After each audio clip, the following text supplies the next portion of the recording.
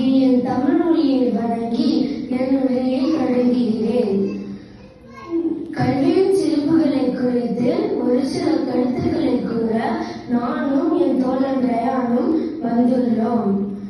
உலகத்தையே மாற்றக்கூடிய ஒரு ஆயுதம் உண்டு என்றால் அந்த ஆயுதம் கல்வி என்றார் நெல்சன் மண்டேலா. நாம் ஏன் படிக்க வேண்டும், எதற்காக படிக்க வேண்டும்?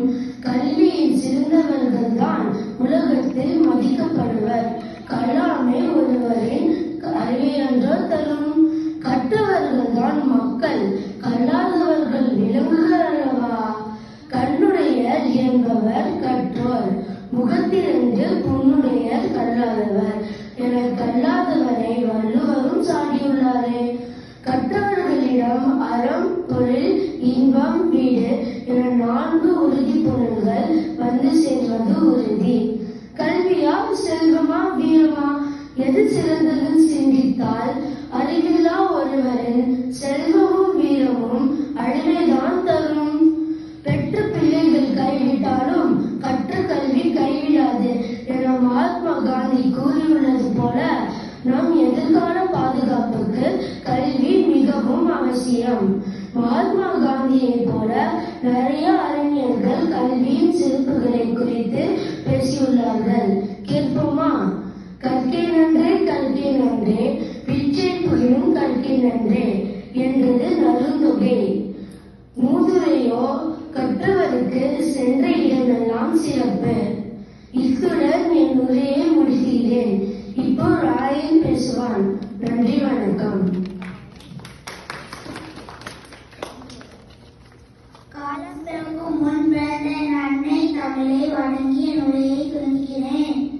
என்னும் எழுதும் கண்ணதகும் கைப்பொருள் தன்னை மெய்ப்பொருள் கல்வி என்று கல்வியை கைப்பொருளாக சித்தரிக்கிறது குன்றே வேந்தன்.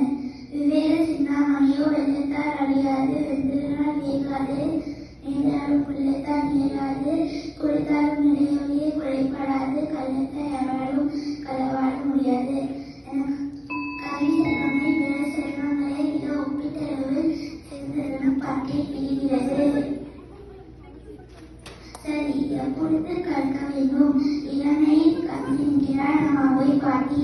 கல்லாத நாளெல்லாம் என்பதை உணர வேண்டும். கற்க மறப்பவன் வாழ மறப்பவன் ஆகிறார். கல்வி அறிவில்லா வீடு எப்படிப்பட்டது தெரியுமா? எல்லா நன்கும் நீதியும் கல்வி இல்லா வீடு இருந்த வீரன. கல்வி படியால் நிறைந்து குடித்தனம், நனந்து கிடப்பில நினைந்து சொல்வாதென. அறிவே கல்வியாம், அறிவில்லா வீடு அறிவானாது என்று பரிந்துரையும் என பாரதிதாசன் கல்வி